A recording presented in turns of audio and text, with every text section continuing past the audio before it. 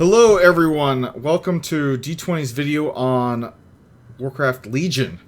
We have awesome bunch of folks here to talk to you. We have Chaiti from Monk Meditation.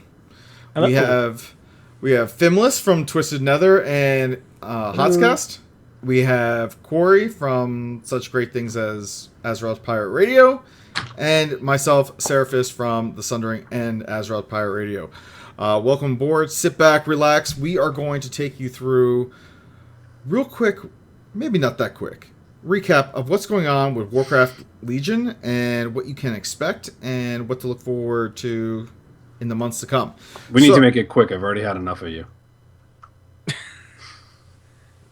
We're not editing the video. We're not doing that. All right. So where do we sit? So Warlords of Draenor is over. Gul'dan goes through the portal. Somehow he makes it back to our timeline, and now he is unleashing demons on the Burning Isle.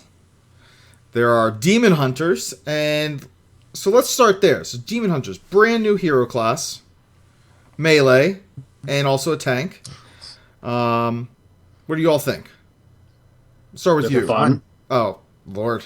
Just call. I'm calling you out. Like, raise your hands. We're going to start with you. Chaiti, what do you think? What do you think of Demon Hunters? Go away. Hate them. Being a monk advocate, when they came out and said, Demon Hunters are the most mobile class, all the monks went, what? So, unfortunately, I feel there's too many melee now. It's like every single new class that's been released has been melee oriented. There hasn't been a single range class added, and they're actually changing two of the specs one of the specs that was ranged into melee.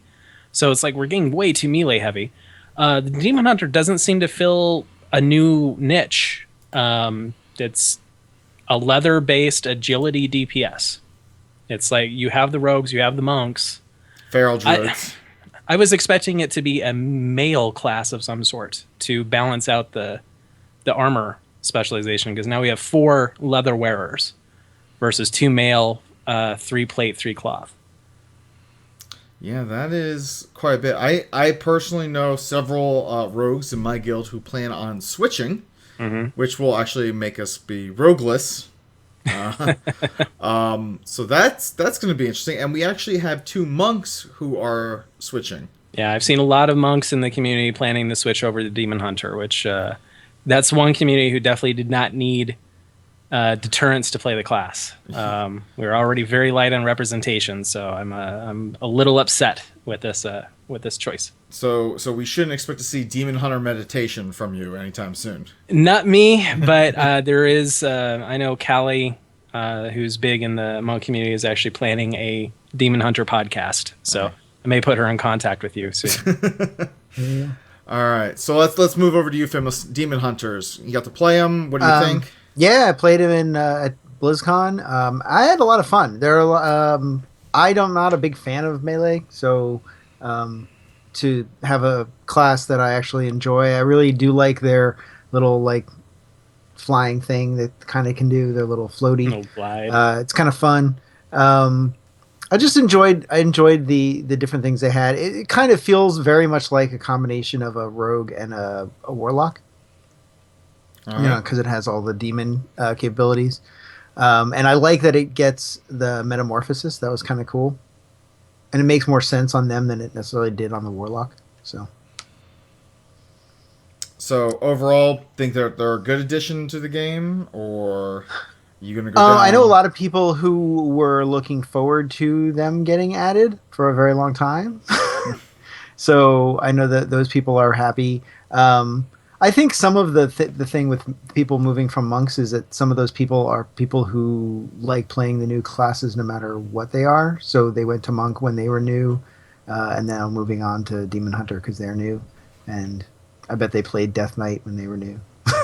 So hey, there are some Death Knights who are purists. Who stopped at Death Knight? Yes. You just stopped at, you went to Death Knight and didn't move on. Yes, there are, and for all of them there are. Just like there are people who play monk and will continue to play monk, but there are people who just kind of go to the newest things, and they're going to go no matter what you do. So, I think it'll add additional things. Yes, I agree that it would have been nice if they were a little more. Maybe there was a range spec in them at least, so that they could kind of balance out a little more. But I guess we'll see.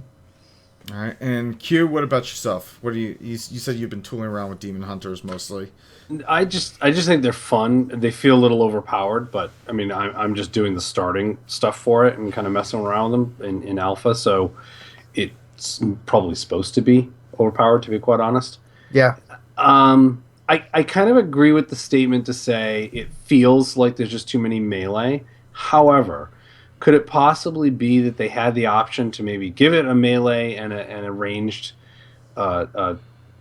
specification, but they just said that based on their numbers, they're not enough melee DPS players. Maybe we have a lot of melee DPS classes, like abilities or specializations available, but they're just not seeing a lot of people actually play them in raids or PvP or what have you. Well, I don't know about giving them a range spec. I don't know. Yeah, they do have numbers, but I know that at BlizzCon they definitely said that giving them a ranged spec didn't feel right, didn't fit lore-wise. Probably doesn't. And I do think Demon Hunter was the right one to bring for Legion. If you're going to bring a new class, it feels like the right one to bring. Well, I would certainly agree. I do feel the same way as Chaiti that there are way too many melee classes. I know our raids personally are very much melee heavy. We have a lot of melee folks. That's because you don't have any hunter. Well, we used to. I don't even want to get into that. Q, I'm looking at you. I don't know why. Yeah. But no. So yeah, it just feels that it feels weird. Like you just introduced the monk, which is a leather melee DPS, just 2 expansions ago, and now you're bringing another one. And as I said, not only that, but you're changing one of the hunter talents, talent trees or specs, to being melee. So, like I said, I feel it's the right hero class for this expansion, but once again, I worry that there might be too many melee. I feel that it's going to create some weird things with class balance stuff, especially for raids. I feel like just from people I've talked to, we're going to see a lot of people abandoning monks and rogues, especially in more casual type raiding guilds. I think when you see more of the hardcore like guilds, more of the mythic raiders, they're going to be like, no, you got to stay rogue. We need a rogue for this, and no, you can't. We need a monk for this. They may. I was gonna say why for the more casual raiders or players, right? Which I think we can agree that's the majority of the player base. Mm-hmm. What would it matter? What would it matter if they switch from a assassination rogue to now they're going to be whatever demon hunter spec they are? Well, what does it matter? Well, because they're trying to bring special utility to each of the different talent types. So by people switching, you're starting to lose some of that utility. And please correct me if I'm absolutely wrong, but my understanding is they've actually taken that away, and a lot of abilities now, multiple classes and specs bring the exact same utility to overlap, so that you weren't forced to say, well, we have to have a shaman. Now, yeah, those mythic, those top 100 guilds who are racing for world first and such, they're going to still do that. They're still going to turn around and tweak things and say, well, if we happen to bring 3 shaman instead of 2 shaman, we're going to be able to do this fight 30 seconds faster than the next guild. But for the average players, that's not supposed to matter anymore. I'll tell you where it does matter. You just get a hunter in the raid, and a hunter can bring any particular buff with whatever pet they bring out. Rom, fill us in. I can't tell if I'm muted or not. It's not lighting up. No, you're good. Okay. You're good. You're good. All right. So from a raid leader perspective, that's where it matters. Because if you have a ton of people on one specific armor set, leather, for example, that's going to cause a lot of issues with gearing, as well as the whatever set they put them in the tier.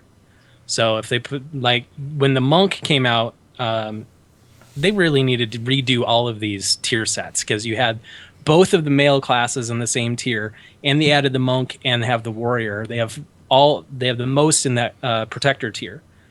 But you put a whole bunch of them into one tier along with other DPS classes. Like they're probably going to put them in the Mage, Druid, Warlock tier, and that one's going to no, that's not the right tier. But anyway, Mage, Druid, Death Knight.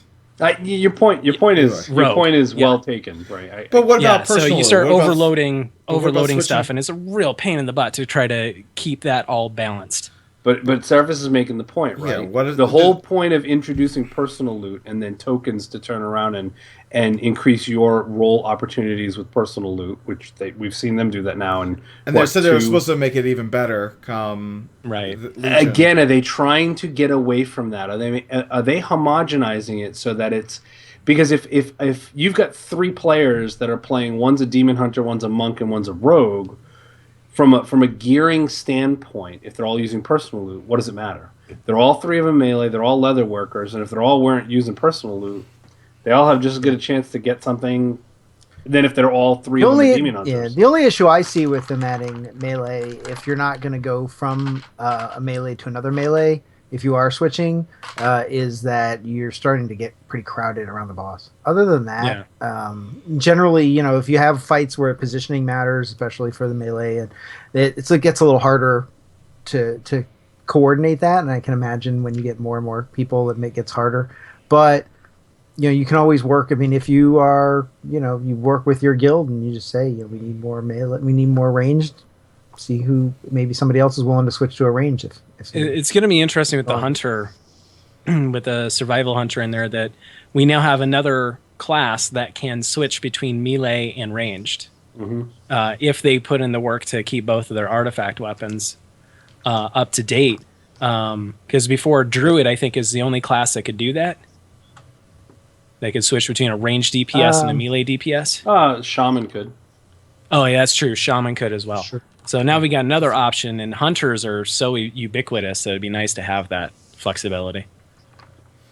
So so maybe we don't have the answer here, but I'm going to be very curious because they said they want to have each class feel special and feel like they're bringing something special to the raids. So with a lot of people kind of saying, I want something new. I've played a rogue for a very long time, or the monk they haven't done right by the monk, and now I want to move on to this demon hunter.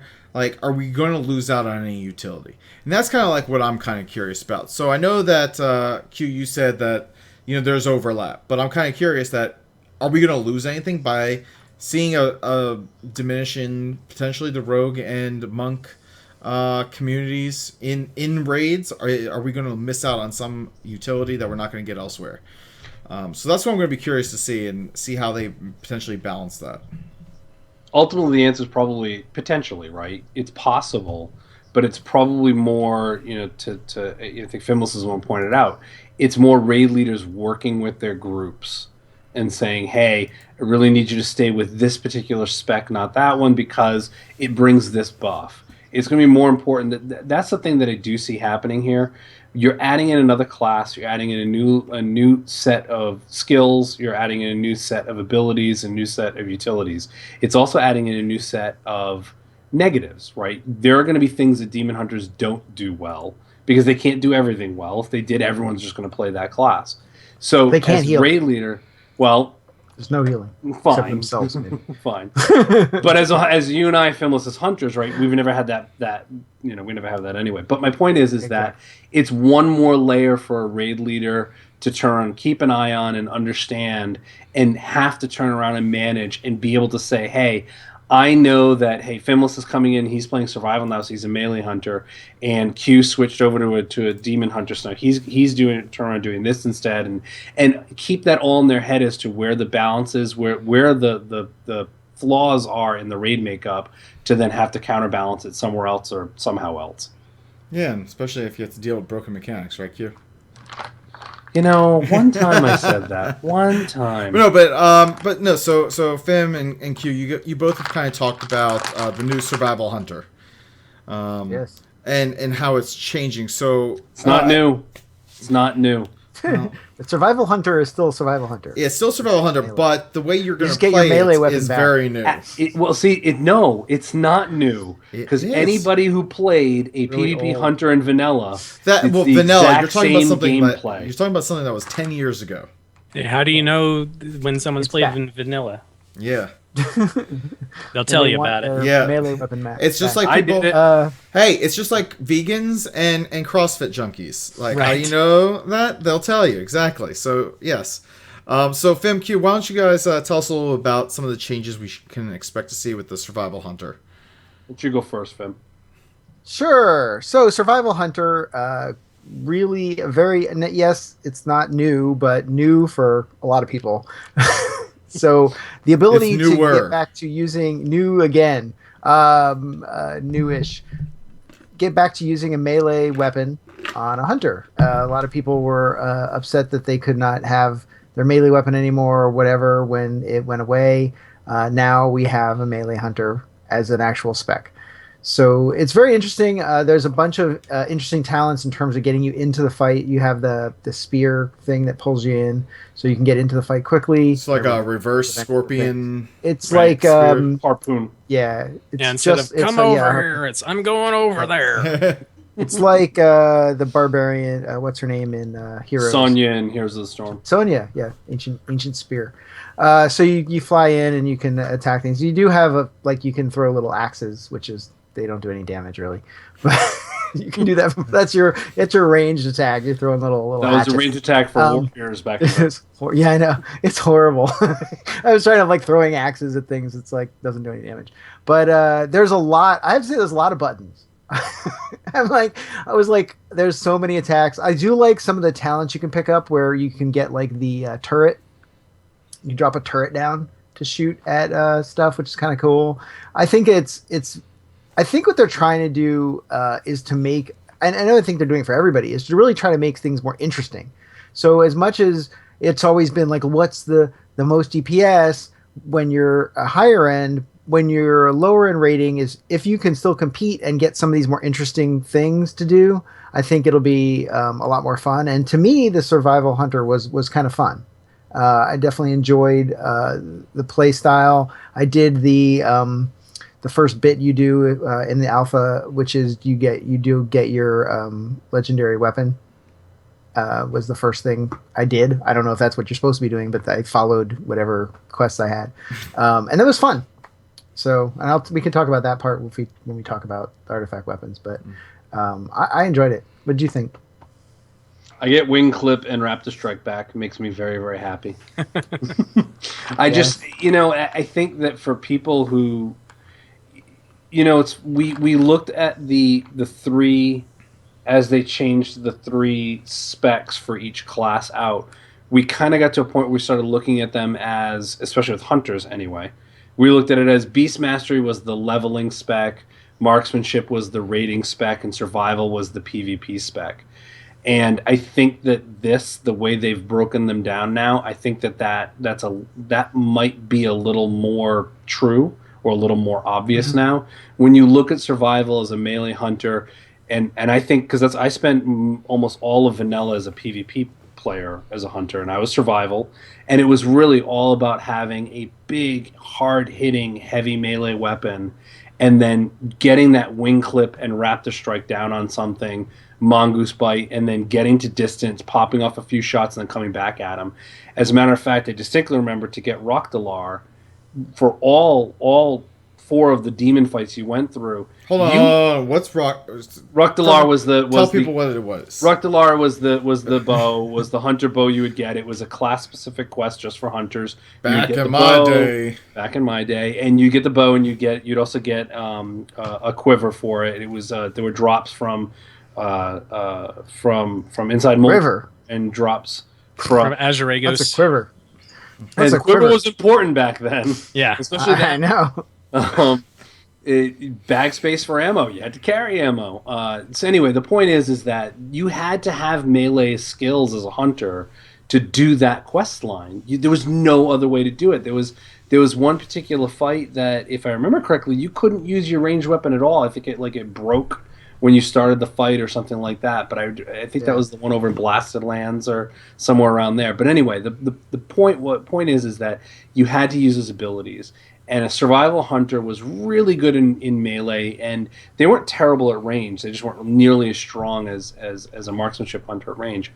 But it was dangerous to get close to one. If you were going up against a survival hunter in PvP, you had to try to figure out, okay, do I want to get near them or not? Because they could really do some serious damage on you if you and then they'll trap you and all that fun stuff too. So yeah, and now that is actually the cool change that I think is neat with survival hunters. Survival hunters are going to be the only ones using traps. Yeah. Marksmanship and beast mastery aren't going to have traps anymore. It's really just going to be survival hunters. And again, that's, to me, it goes back to in Fimlys, you said it's about making the game kind of interesting. I think it really is about making it interesting for players, because I find, like, marksmanship, I've never liked it because I just find it very boring to play, and I don't enjoy it.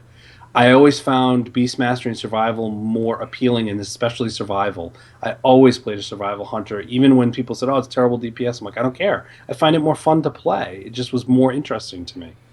So I think that's what's a lot of stuff. Yeah, I think they did pretty good with the hunters on separating out the fantasy. And I think that's something that are really nailed this time, is taking each spec and making it distinguished from the other three, or other two, or three, or one, depending on your class.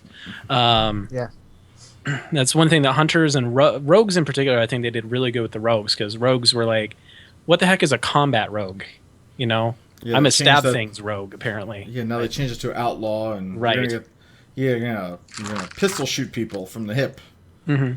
And so you have your own little fantasy with outlaw, and then you have the person who's a stealthy guy. You have a person who's a, stab person in the back and get out of the way rogue. And so it's they did pretty darn well with that. And I think the survival hunter has its own kind of your Rexar, essentially. You're with your one pet, and you do a whole bunch of melee damage, and you got the ranged one like the Windrunners, and then you got the Beastmasters that are going to lag machines like nobody's business. Summon 8,000 pets. You put a demonology warlock and a beastman hunter in the same raid, and everybody's computer will just instantaneously explode. For death, for Death Knights, I don't feel like much has really changed. I feel that they've still kind of kept them pretty much as is. They're kind of forcing Frost to be dual wield instead of doing two-hand Frost due to the artifact weapons.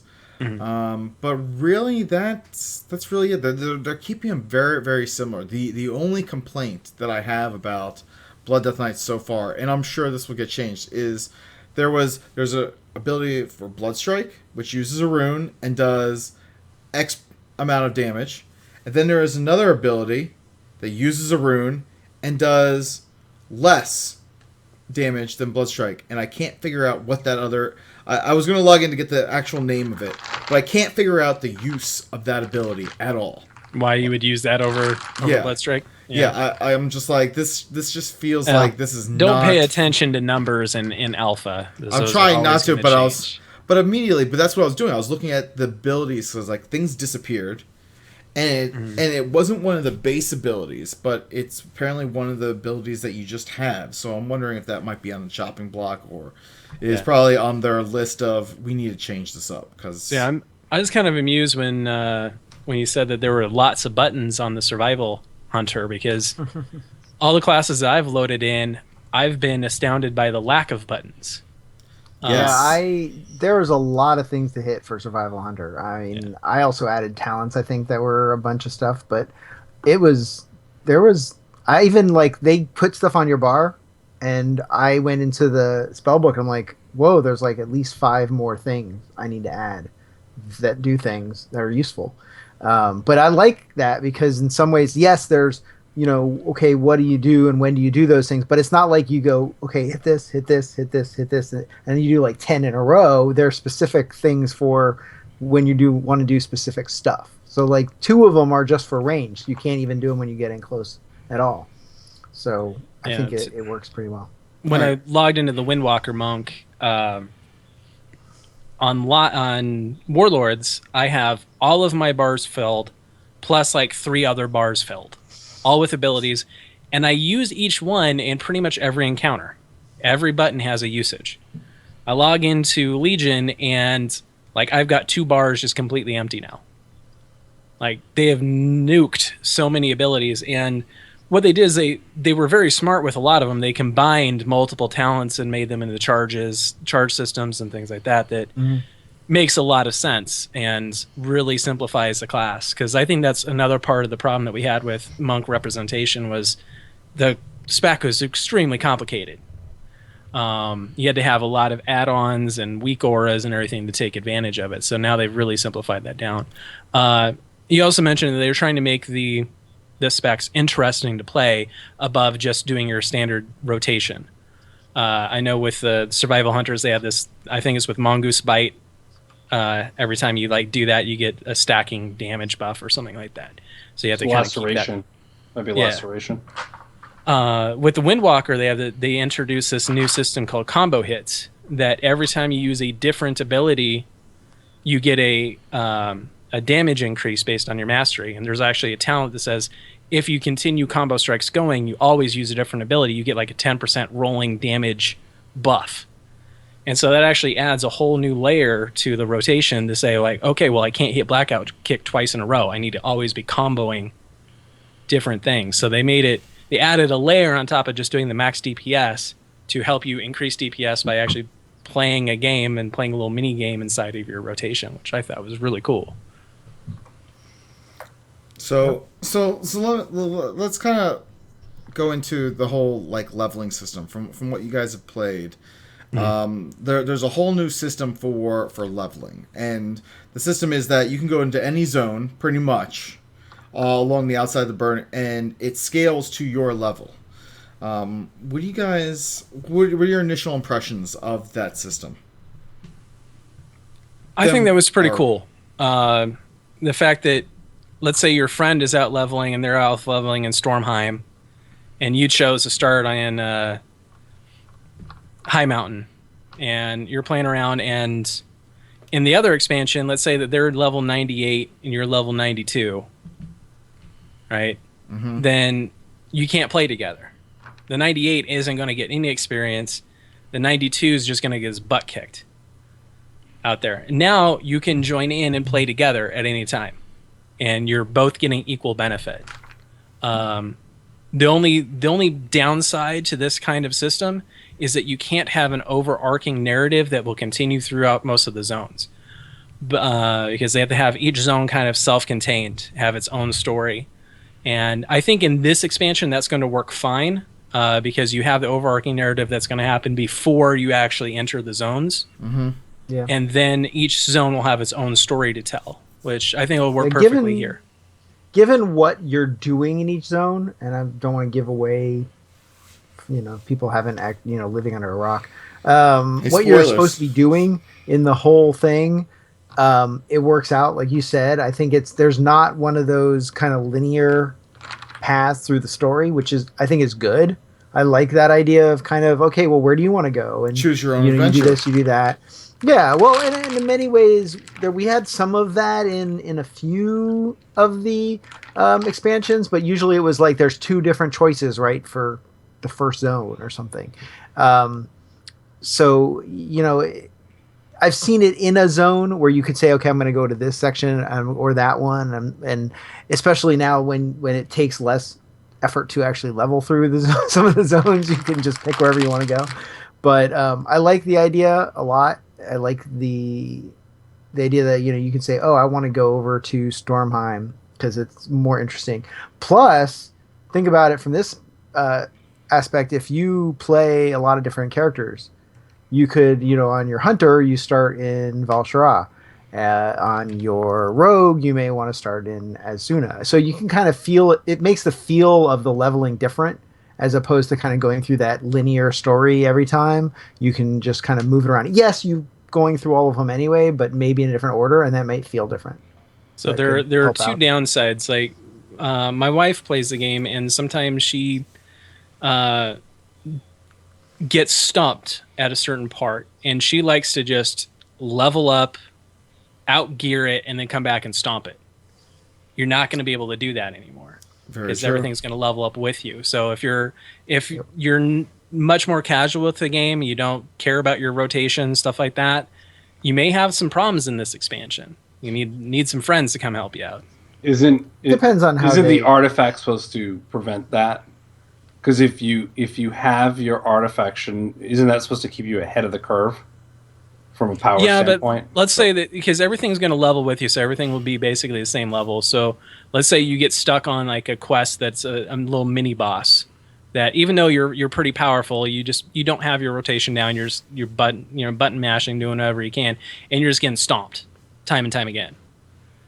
Before, like, let's say that was in the first zone you're playing in, you could go skip that quest, go to the next zone, level up a little bit, come back and squash it. Can't do that anymore. I think right now you just stand there and wait, and somebody else comes and helps you because they're running through everything. Well, yeah, you find friends, right? That's what happens recently. Yeah. Well, this is where it kind of goes back to quests then having and it mattering that you look and it says, hey, suggested number of players 3, suggested number of players 5, suggested number of players 10, right? This is where that comes back to mattering again, because we got away from that. I can't remember the last time I did a quest where it recommended 3 or 5, and I actually needed 3 or 5. I could always do it on my own. Well, I mean, to your own point, they're also changing up the tag system. I think Fimlys, that's where you're going to go with that. So, I mean, the whole idea was kind of like organic team-ups. So, like, before you'd enter a zone, you're like, oh, you need to kill 10 boars. And then you see someone, like, just massacring boars left and right. And you're like, oh, I need to kill some of these. Like, I can't do it. But now you can. Now you can just jump in there and start. Tag in there. Yeah, so now you're just going to have lazy people walking around just like, Ice Lance. Yeah. Yeah, gotta kill. There's in the most recent patch when I was doing that new area, there was the one with the cats, right, in the southeast corner, where you had to kill those like epic dudes that were really a pain to kill. And you had to go and get this and then go do this and then I would just stand over by where they spawn and wait. And people would come and they'd spawn them, and I would kill them and get credit. I didn't do any of the other stuff. It just stood there and just killed them when people would spawn them. So, I mean, yeah, that's kind of lazy, but I mean, so Fimlys, Fimlys is using an exploit, and you can ban him anytime now, Blizzard. No, it's called a creative use. It's called lazy. It's called just standing there, and look, I can kill him too. Yeah, I helped. I was the only other thing that's negative about this system is we're not going to have a URL of this expansion, because on the Alliance side we got to take URL from. Rescue her from low level Draenei and walk her all the way up to this big powerful badass that helps us at the end of the tier. Let's just be honest though. Are we really going to miss on all those wipes on like Archimon listening to Rel say the same thing over and over again? Are we really going to miss that? Look, I love the character. Her storyline was awesome though. Until Archimon, where you had to listen to her over and over again, and it was just like, this is true. Just please stop. Yes. Really selling me on coming back to raiding, are you? Doing the same thing. Just trying to sugarcoat that, so I'll come back, right? I have a feeling that the raid doesn't have anything. You'll still have somebody doing somebody. They're going to put a story in the raid and have somebody saying the same thing over. Well, I mean, we're going to have to reconcile the fact that Gul'dan from not our timeline is in our timeline doing things. So we're going to have to figure that out. That's happening. My head hurt. So another part of this whole really green leveling system that's nice is what they're doing with dungeons. They're actually making dungeons relevant the whole time through the entire expansion. Does that mean we're going to get Valor upgrades? Hopefully not. Please, God, kill that system with fire. Fellfire. Yeah, they definitely got 9 new dungeons, and a bunch of them are leveling dungeons, and those will scale just like the zones, which is cool. Yeah, you can join in at 90 or 99 and still get decent thing. But then after you hit max, they're introducing Diablo 3 into the game. We get to do greater rifts. Yay! Yes.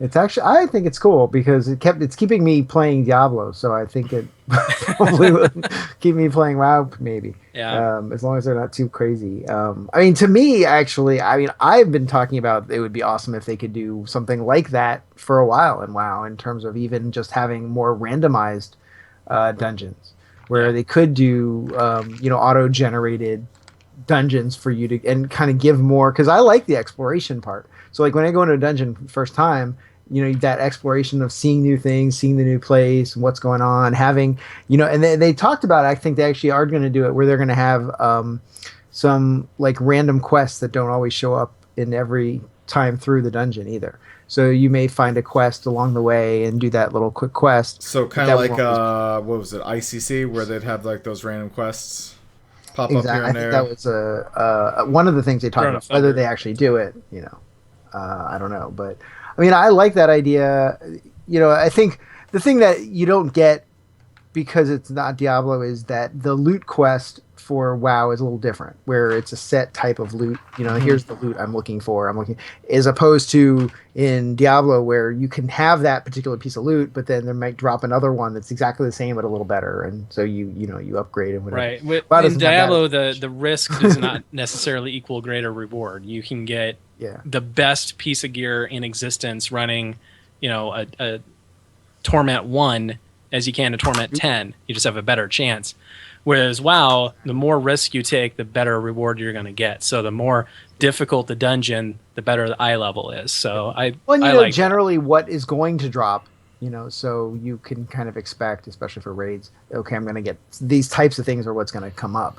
While Diablo, you're like, whatever. Yeah, no idea. Could be anything. So, so talking Diablo, transmog system. Yes, it's borrowing heavily from Diablo. The transmog system. Yeah, so I mean, as soon as I like the interface. So as soon as you pick up an item or can equip it, you basically learn it, and then you can get rid of it. And my bag space, I'm gonna have so much bag space, I'm not gonna know what to do with it. My bank is gonna be empty. I don't understand what I'm gonna do.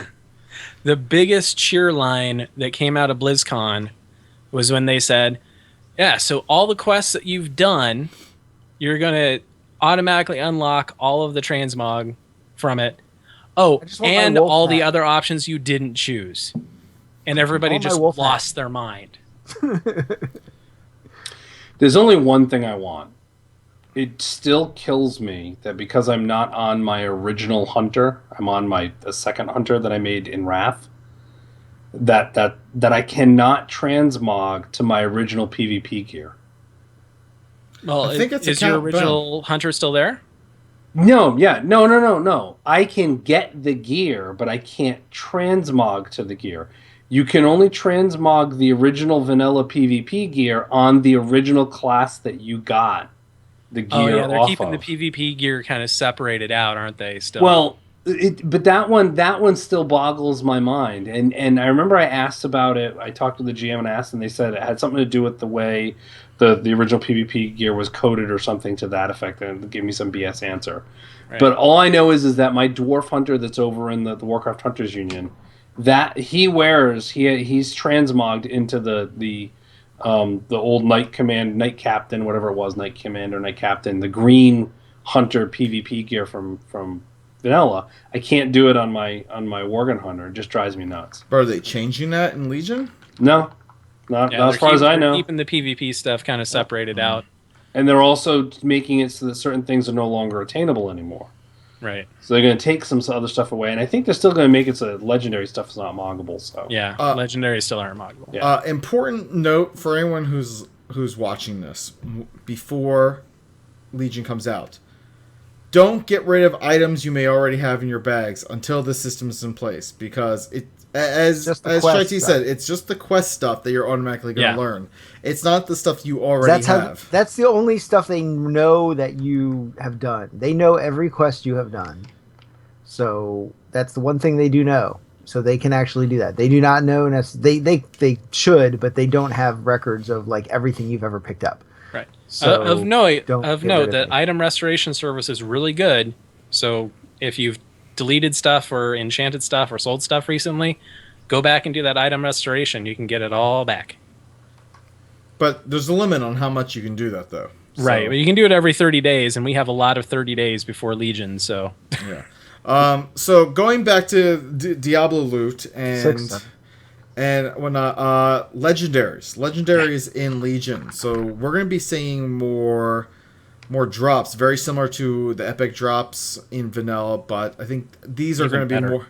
These are going to be more for like coming from like rares around the world, and it sounds like some are going to have like a little random modifiers, very similar to Diablo. Like you can move through stuff and not get stunned, or like you're going to just pulse like an AOE damage. Like a lot of cool little things. I think what a lot of people are concerned about is, are these going to be best in slot forever?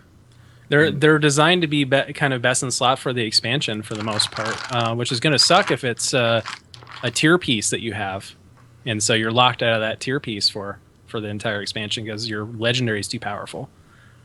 But some of the ones I've seen for Windwalker, there's one that will make your Touch of Death, which hits for your entire health pool, which will be about 1 million at 110.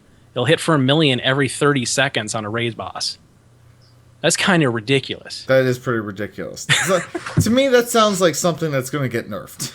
Right. It's either going to get nerfed or, like, we don't know the limits of this system. I think they've already said that you can't use legendaries in PvP, or at least in arenas. I think you can use them in battlegrounds. But are they going to limit them in raids? Are they going to limit them in 5-mans? Yep. Well, there's like a helm for the hunter that lets you continue to fight while you're under aspect of the turtle, which is kind of cool. I mean, whether that is something everybody needs is another question, but it's a cool one. So they mentioned something about having a system where you can target specific legendaries. They haven't mentioned anything about that system or how that's going to work. Yeah, that would be kind of interesting, because even in Diablo there's a way like you can gamble for like a piece of gear, and you kind of have an idea that it's going to be at least in the realm of possibility of something that you're trying to find. Right. So narrow it down to a slot. Exactly. Yeah. So maybe something along those lines, perhaps. I mean, I'm pretty excited about having things hopefully that take some effort to find. That is not one of those where you kind of go out, okay, well, I just have to do this raid 5 times and it should drop. There's a little dot on your map that tells you right where it is. Yeah, it tells you where it is. I remember BC, not saying that, I'm all nostalgic about it, but in general, like for like drops for recipes, like for you just need this recipe and you would have to go and kill, 1,000 blood elves just to or whatever, and you might still not have the stupid enchanting thing drop. Yeah, exactly. Yeah, so yes, sometimes it's a little bit much, but at least it had some kind of like oh look, it dropped. I mean, that's Isn't that going to be terrible for the world first race though? Like one guild gets 2. Yeah, that's really not the top of my. but even still, that's what Blizzard is tuning for, right? They don't care. No, that's again. Let's be honest. It's they're out to make money, and to make money, they want to make players happy, and they want to make as many players happy as possible. It's a business. It's an 80-20 rule. And when you look at those top level Mythic Raiders, it's like 1% of the actual player base. The reality is 1%, but they are influencers. They are. They are. I'm not saying they're not, and I'm not saying they're not important. But the question is how important? If there's one thing that they say, hey, this is going to make the game more fun and more challenging for this huge percentage of the player base, it could potentially, in theory, you don't even know. It's not like it's going to, but it could potentially throw off the world first race where one guild gets a huge advantage because they just happen to get lucky. Well, you know what? So what? You know what? So be it. That's just the way it works. But I don't think they're going to change the whole game just for that stuff. World first, it can throw off. It can also throw off like the top 100 race, which a lot of guilds they try to go for that. And so you have a lot of the raiding population. If you've got teams that were in like want to play more, that they were like 150. Let's say that they were like 150 at the US, and they want to push for 100, and they just have terrible RNG luck. Or let's take it the other way. They have great RNG luck. And each member has a perfect legendary for what they want to do. They come in world 25th. But the world 25th guys getting jack, and they go down to 150th. They quit the game. 26th quits the game. 27th quits the game because it's all down to RNG luck instead of skill of the players. Yeah, but now the people who were 28, 29, and 30 are now 25, 26, 27. Mm-hmm. But instead of having 150 teams, we have 100. So now you have. So then you say, okay, so if you care about this stuff, then the people who then there's a new ladder that says if you fit it without the legendaries, then you are in a new thing. You're number one to finish the thing without the legendaries. You're number two to finish without a legendary. You're number three. I mean, I would you just could do that if you care. I mean, if you want to make it out if it affects it or not, right? If they were to find that it does affect it, this is the sort of thing that they would just retune these things so that it doesn't affect it in the next tier level or something to that effect. Right. But I don't think they would necessarily, if they're implementing a mechanic, they want to implement it. The example I'd use is my RNG in Hearthstone is horrible. I just get the worst card draw all the time. Ceraphus is like, I know. I'm so sick of hearing about this. I do. Now, here's the thing. I will complain and kvetch about it to no end. Blizzard is not, and I know I'm not alone. I know there's plenty of other players out there who have terrible RNG in the game, Hearthstone or otherwise, right? Blizzard's not changing the mechanics of Hearthstone just for me, or even if there's 1,000 of me or 10,000. Even the way WoW works now, there's plenty of RNG in there that's going to make a difference for the race to world first. Just go into a raid and how many times did the one piece that you want has never freaking dropped from the person that you I hate like Ishtar. 1,000 times. I mean, you can play it and that person will never get that, but then another guild, they keep getting exactly the gear that they want from the bosses. So the legendaries are a different beast altogether, though. They are extremely powerful, very powerful, game-changingly powerful, and they are completely random. So it's not, you can't go. Well, I'm guessing, I don't know. They haven't came out with this system yet, but it made it sound like they were going to be completely random drops. So, because they mentioned, like with vanilla, the epics dropping were just completely random. You're on the world doing stuff, and one will drop for you. But it's exceedingly rare. I got one in my entire time in vanilla. I got like a level 48 epic the entire time I was playing, and I was playing a lot back then. So if that's a system, then yes, there's RNG and raid. Like, okay, yes, all my best in slot gear dropped on the first week. We're gonna have a great time going into mythics. But all it takes is two guys on the other team getting like, hey, we got our best in slot legendary. Bam, we were right in the race. It seems if they give a system where you can target the legendaries you're working on and everybody will be about the same chance of getting them, I'd be okay with that. Or if they just turn them off in Mythic, like they don't work in Mythic raids, that'd be interesting too. Yep. I mean, I would like to, like, if let's say like the best in slot item for a monk has a chance to drop randomly throughout the world, but there is one rare mob that has a higher % chance to drop it than any other. That's kind of a way that you could potentially have it targeted. So you're like, you're out farming, you're doing your dailies or whatnot, and then you say, you know what, I'm going to go now and go check out to see if this rare is up, and I'll check it every so often to try and get my item. Right. I feel sorry for the Mythic Raiders and the top 100. The raid leaders like, okay, well, everybody run like 18 alts, and whoever gets their legendary, that's who's coming in. It's like, poor guys. And to your point, though, they may turn it off for that. Right. And make it so that those things don't necessarily affect that very top tier. I mean, imagine trying to balance mythic raids around legendaries. Like, especially with what they're trying to do. I feel it'd almost be easier, like you said, to just turn it off for mythics. I'm also just wondering if they've just thrown up their hands and said, "F it. These guys want to be powerful. Let them be powerful." Maybe. It's a good point. It's like, I'm sick of balancing this. Just give them all the tools. Let them have fun for an expansion. So talking about tools, probably one of the biggest features. Not let us fly. Oh Lord, just stop. All right, so talking about tools and feeling powerful from the moment you walk into Legion as a level 100, you're going for your artifact weapons for your specific character class and spec. The And last weapon you'll ever need. except for when the next expansion comes out, then we don't know. Then And we they don't get rid know. of that completely, and you have artifact helms. The way you were Last prefacing helm this you'll whole ever need. thing, I thought you were going to suddenly make fun of me. I just was like, I felt like you were going to make fun of me somehow.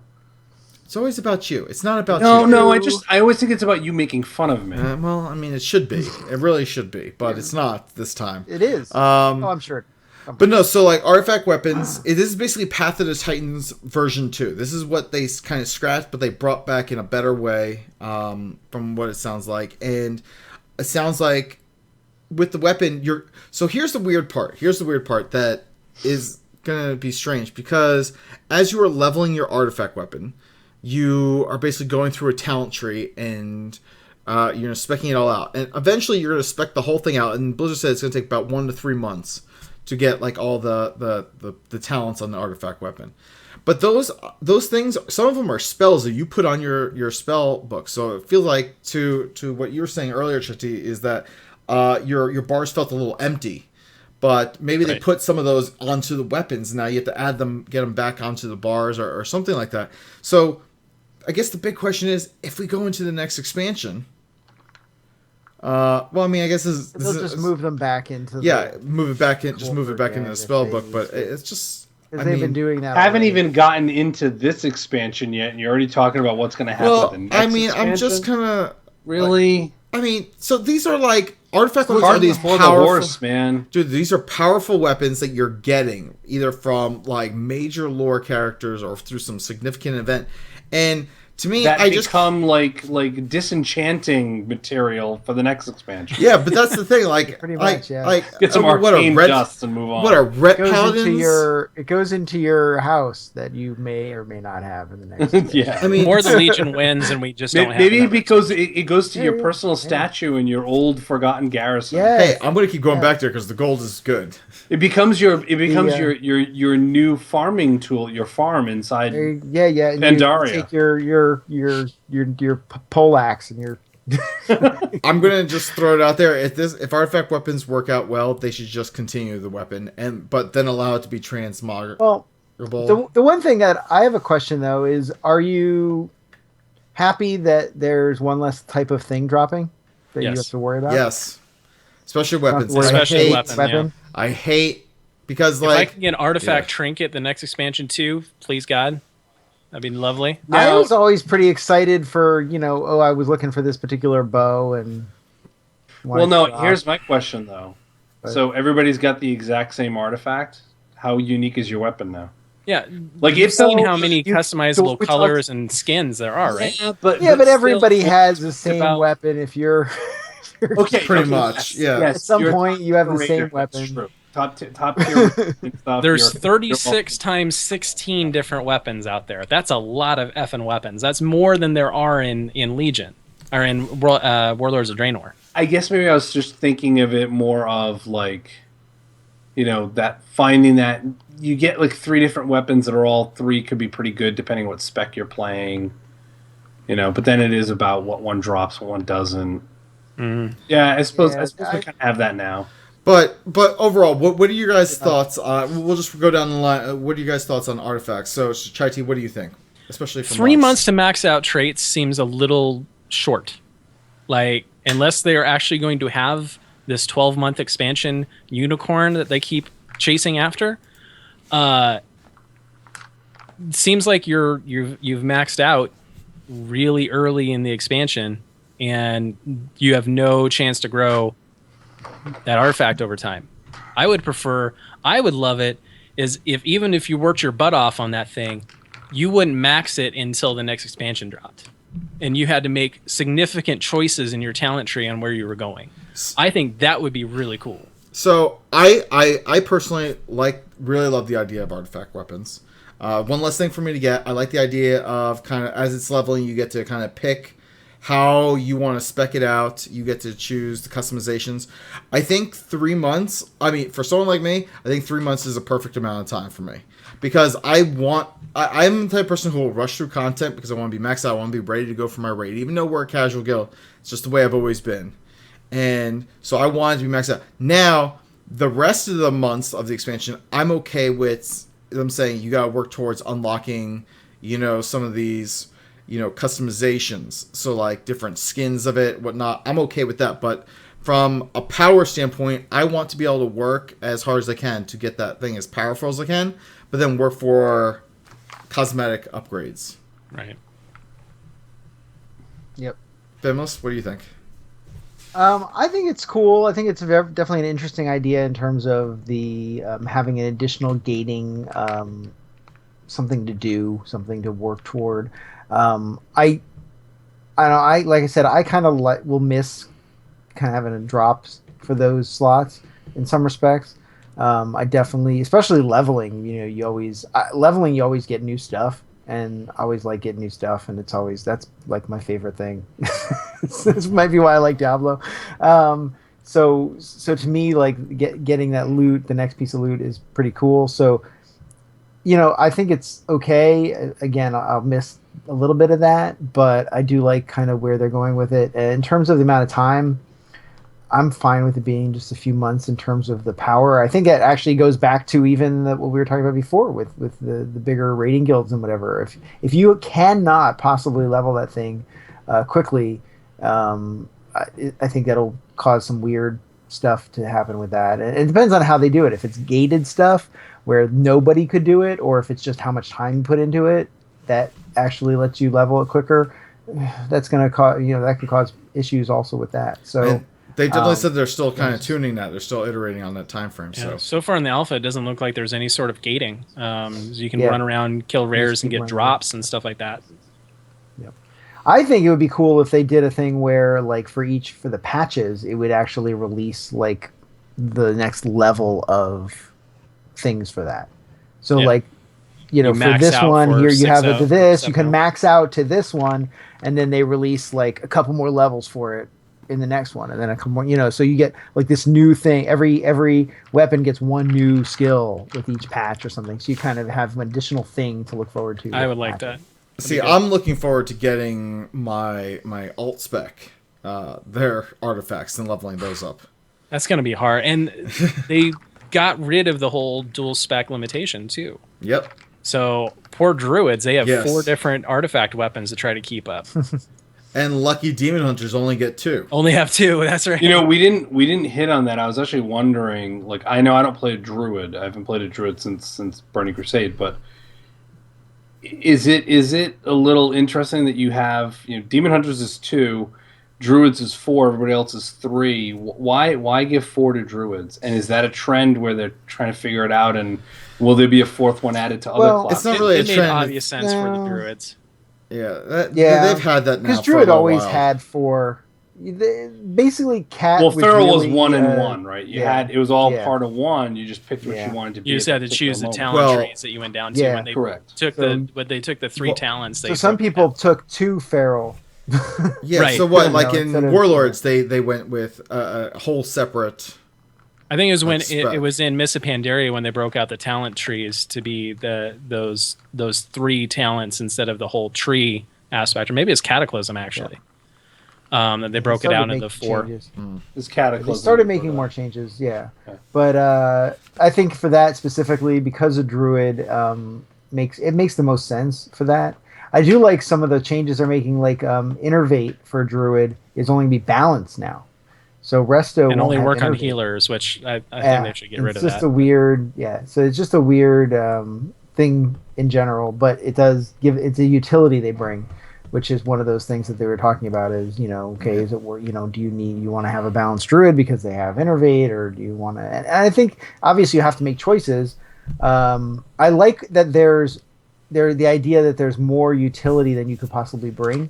So you have to decide on which utility is the ones that you want for your particular makeup and what you have. I think that's a good thing. The more choices you have on how you want it to tackle the challenges, the better. As long as there are viable options for doing it. It's not like, okay, this is the only one that works. There's got to be other options, and I think that that's really where they're going for it, is to have that idea that, you know, it's not even bring the player over the spec or whatever. It's okay. Well, we've got kind of the combination of bring a set of specs or a set of with the players, so you have a lot of choices. All right, so Q, you're last up. Artifact weapons.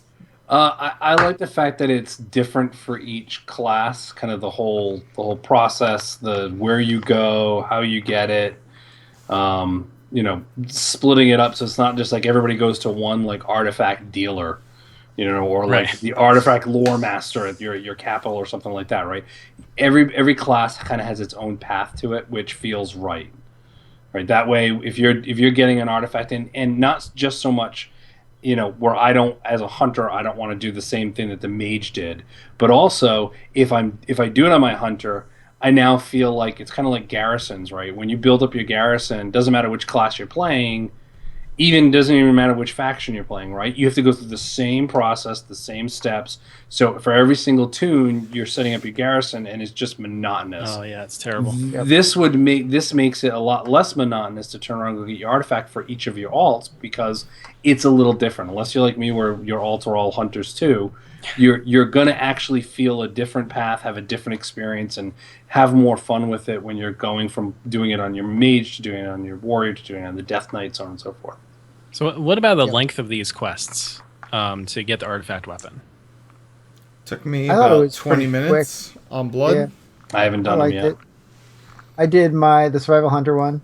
I thought it was fine. I was able to get through it pretty quickly, in fact, but it was interesting. It wasn't simple. You know, it wasn't like, okay, it's just simple. I mean, this particular one, it took some effort. You actually had to use flare. Sorry if that's a spoiler. Spoilers! You had to use flare. Holy crap. Oh, they're going to burn us down for you spoiling Yes. it. Sorry, that's it. I spoiled it. You've given everybody the secret. Yes, the secret. Well, it tells you. It does tell you that you have to use flare. But that's cool. Like, you have to use something that generally you don't use. Generally, it's useless, right? So generally, at least you get...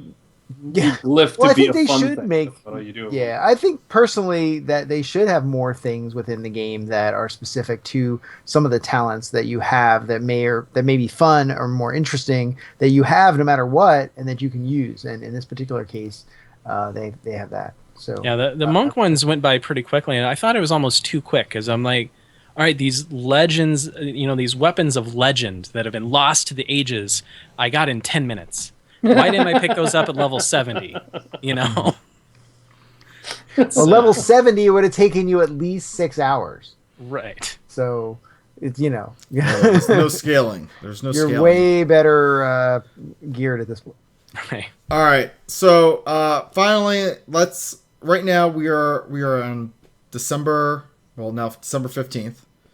So, right in the middle. Yeah. So, Q. Let's start with you. They have said that it's going to be released. This game is going to be released on or before September 21st of 2016. When do you think this is getting released? Well, let's see. We're in alpha. Figure beta will start maybe February. That'll go February, March, April, May. They close it June, July, finish things off. I'd say within August, like mid-August, it'll be released. All right, so we got mid-August. Fim, what do you think? I agree. Probably, I'll go a little more positive on maybe end of July, beginning of August. All right. Except it'll probably end up being like end of September. So. Chaiti, what about? I'm going to go even more optimistic. July 12th, 2016. July Legion. 12th.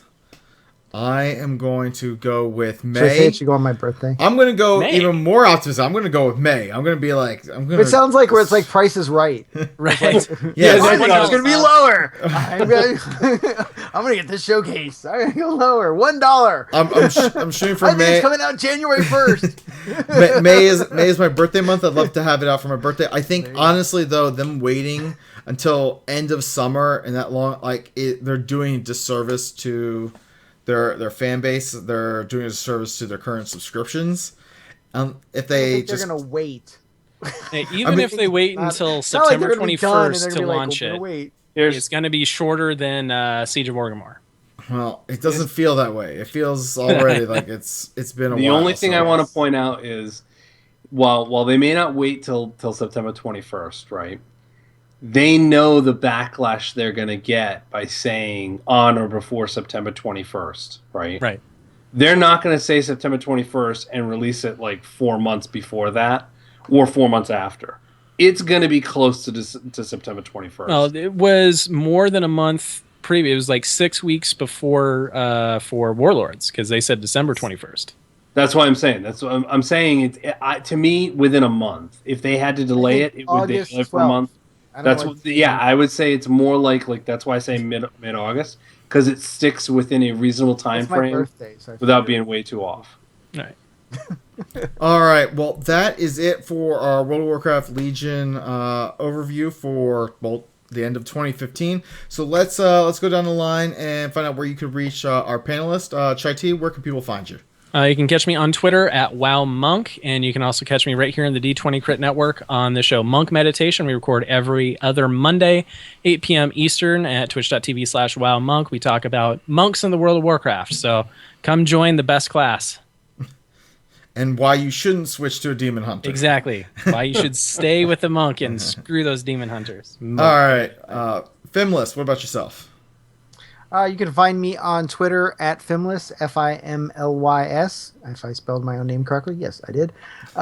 And pretty much every week, every week at Hotscast on D20 here, we do record our Heroes of the Storm podcast with Rolandune and Kaylee, and sometimes Twisted Nether. We've been little break right now, not a lot to talk about, I guess. So but twistednether.net, also on D20. All right. Q. You can find me on Twitter at Quori Wow, and you can find me along with Ceraphus on Azeroth Pirate Radio, also on the D20 Crit Network. And you can find me, as Quori said, on Azeroth Pirate Radio. You can find me on Twitter at Ceraphus, Ceraphus, and also on The Sundering. You can find more info on thesundering.net. Oh, you got a little Murloc there. You're holding it up. Look at you. So fancy. Yeah, and that's a wrap. So thanks for checking us out, and check out everything else we have going on at D20 Crit. Go to d20crit.com. You can follow us at D20 Crit, Facebook /D20 Crit, and YouTube /D20 Crit.